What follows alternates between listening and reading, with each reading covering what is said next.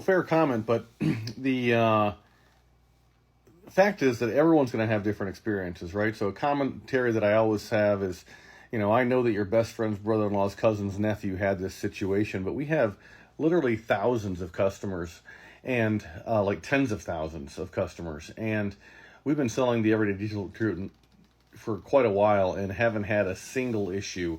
So I don't think those two things are related. There's a lot of things that kill injectors. The number one is water in your fuel.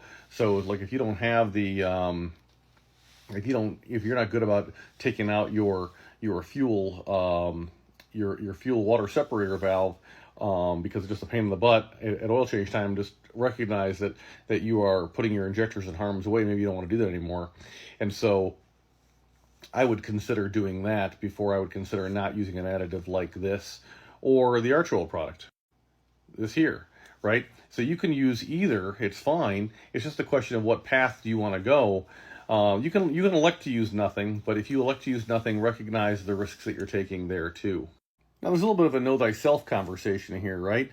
A lot of guys, because changing out that water separator is such a hassle, they'll go ahead and they'll migrate to this little guy here, just a little thumb screw derivative, and all of a sudden it's way easier to go ahead and drain your water and fuel. But just recognize that water and fuel cracks injector tips.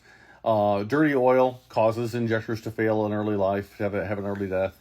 And inadequate fuel pressure, so you know a way to monitor your fuel pressure. Maybe you want to take a look at this product here, right? The Edge Insight CTS3, which supports their little add-on called the Straight Diesel Kit, and that allows you to monitor fuel pressure.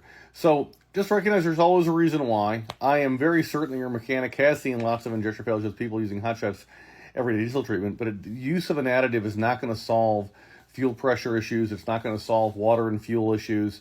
Largely, it will a little bit actually.